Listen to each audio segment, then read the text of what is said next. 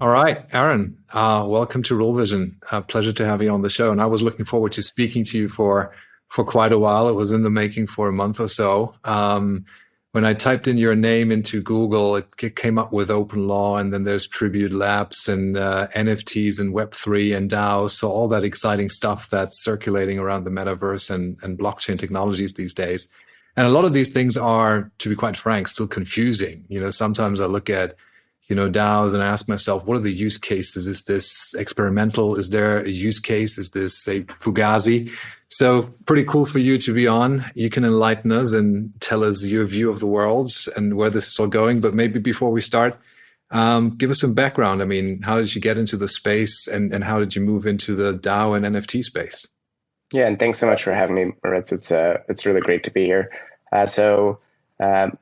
I fell deep down the Bitcoin rabbit hole pretty early in 2011. Before that, I did a lot in the Wikipedia ecosystem. I was fortunate enough to sell a company to the for-profit version of Wikipedia called Wikia and help build that to be one of the largest sites, at least in terms of traffic in the world. Really got to work with amazing open source technology, amazing communities, user-generated content, lots of the key themes of Web 2. From that, I was able to kind of stumble upon Bitcoin, thought it was completely fascinating, and really just started digging in deeper and deeper. Began to think about Bitcoin as a protocol for money. That was some way that people were beginning to characterize it, which really got my mind thinking about we should have something broader than money, really a protocol for law. And around that time, the Ethereum white paper was announced and the Ethereum project was announced, and I was completely animated about how to bring something like a protocol for law or more rule-based protocol to life. And at its core, that's what Ethereum is trying to do, in part. So I was fortunate enough to work with many of the founding people that were part of Ethereum, was able to help out with some of the structuring of the initial introduction of Ether to the world, and then began to really think deeply about lots of different areas in the Ethereum ecosystem. I'm also a law professor. So some areas where I initially focused was just thinking about the policy implications for blockchain technology, including Bitcoin and Ethereum and all the other blockchains that we're beginning to see emerge.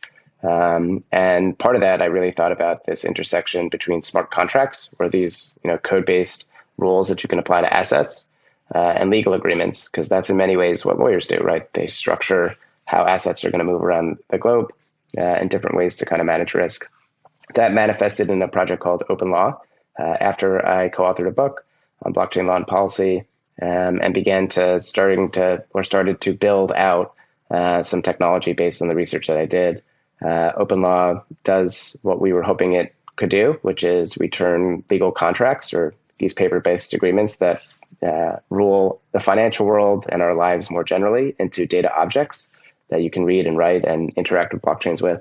And we began to apply that in the context of DAOs.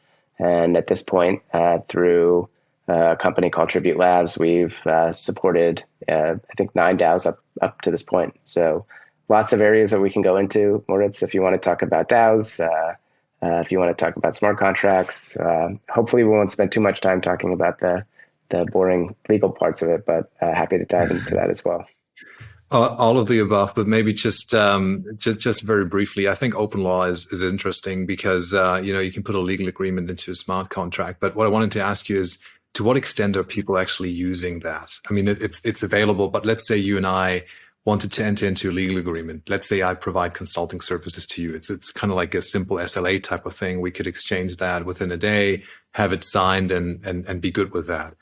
Is that anything that you would put on a blockchain, or would you say, nah, that's just not a good use case? A better use case would be if you sold me your house in the States and I'm the acquirer and we're putting that on the blockchain. I mean, what do you see happening there?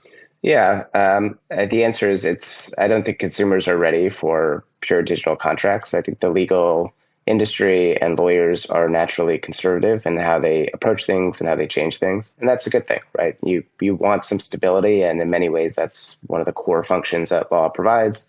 Risk mitigation is a big piece of that. And so lawyers, I think, as an industry or an ecosystem, are naturally risk averse. Where I think we're seeing smart contracts and smart legal agreements begin to get use is in larger scale, more complex financial transactions, where it's worth, either due to the innovation that can be provided for it or the cost savings that can be derived from it, it's worth investing the time to do something in a more automated fashion. So OpenLaw is a project. We did plenty of proofs of concept and lots of different work with more traditional law firms and different law adjacent organizations like the LSTA and other organizations that were involved in derivatives. But really, it's kind of found its root in the crypto ecosystem around DAOs. And that's where we've been focusing the tooling in large part over the past year and a half. Right. And that's because, a DAO is based on a smart contract. So you essentially have that legal element that you have with OpenLaw. You bring this into the DAO space and define what the DAO is going to do and how the governance around it works, right? Right. I mean, even if you go even deeper than that, lots of academics have analogized organizations to just a nexus of contracts. So just a collection of different legal agreements. That's really at its core what a corporation is, what any legal entity is.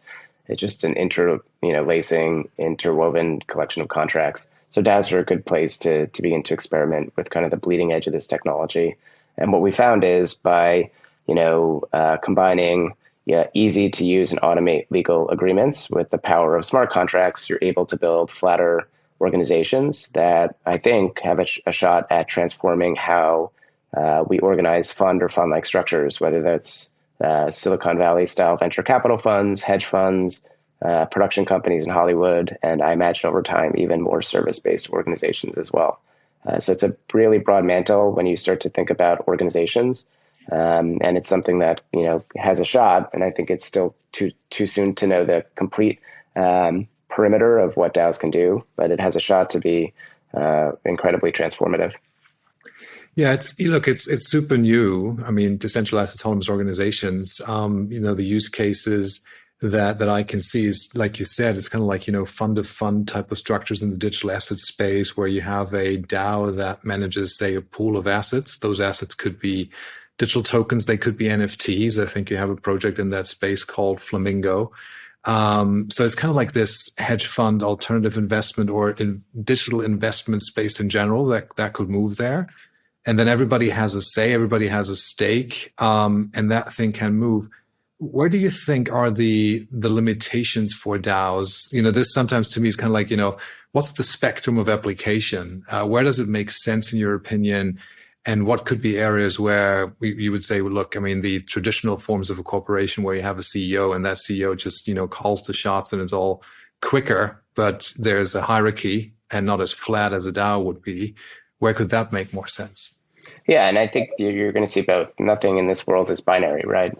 It's not either or, it's going to be an end. What I think we're seeing with DAOs is that they present certain efficiencies, both in terms of pooling capital, deploying capital, and enabling a greater range of, at least now, democratic decision-making, such that you can have flatter, less hierarchical organizations. So the mantle for DAOs is large. And right now we're seeing different categories of DAOs emerge. One area, if you've been focused on decentralized finance, is pretty much like a modern riff on a software foundation. So instead of having a not-for-profit corporation kind of managing open source software, instead, software developers are generating a set of smart contracts, deploying them, and then giving it to their community to manage. And many of these smart contract-based systems are not expressly for-profit in nature. Instead, they have a tradable governance token, which people buy, sell, and trade if they want to participate in the ecosystem, and or they're speculating on it. Lots of things in crypto, it always gets kind of blended together. And that can be useful, right? When you're dealing with open source technology, being able to know which one is the best governed based on market forces is pretty fascinating. Having more stakeholders kind of at the table is really useful. And hopefully, and this is the aspirational hopes of many of these DeFi-based DAOs, it's to build more robust, more stable, and hopefully more long-lasting organizations. So if you compare that to kind of the current financial system where it's run by a corporation, if you're a shareholder, you're impacted by that financial corporation, you have no say, no ability to influence it, and compare that to something like Uniswap or Compound or all these other places where if you want, you can begin to participate in governance. You can begin to shape and steer the direction of that organization. That's a pretty stark difference between the two. Again, it's probably too soon to know exactly which one's better. My sense is probably in different areas they'll be both pretty good. The other area where we're seeing some usefulness for DAOs is around investments. That's what we've been focused on at Tribute Labs. We have 9 DAOs. 8 of them are investment-based DAOs. One's an internet museum, so a little bit different, but it's much more focused on how do you take advantage of the efficiencies of blockchain technology to pool capital, to structure the deployment of capital, and to enable more broad-based democratic decision making. And the reason I think it's useful is crypto is hecka confusing, right? If you're not in it 20 plus hours a day, you may be lost as to the direction the ecosystem is going. And even if you are completely obsessed with crypto, and many of us are, it's still hard to learn about opportunities since it's so fast moving, to evaluate and assess teams, to know whether or not a certain project has legs. It's a very complex area to focus on. And we've seen this. If you look at traditional Silicon Valley style VC funds, in many ways, they've made some amazing bets, and some of those investors are tremendous, but they've missed a lot of stuff too.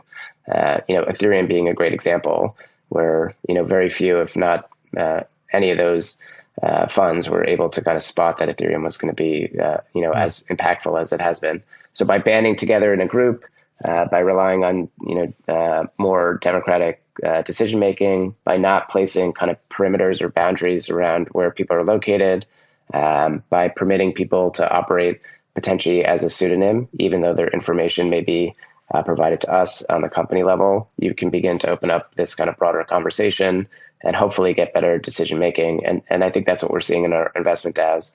The last category, then I'll stop, is service-based DAOs. So this is kind of like the newest ones. We're starting to see people kind of work together and use a DAO to coordinate their activity. That could be to create artwork together. That could be to provide development or dev services to other parties. That could be to provide different forms of services that organizations may need. That's probably the newest. I think that's the most murky in terms of whether or not it's better than having more traditional function. But I'm hoping that we kind of figure out new ways to even hopefully make better places for people to work or contribute in different ways. Right. Hey, if you like this clip, be sure to check out the full interview and more only on realvision.com/crypto. It's 100% free. Sign up now.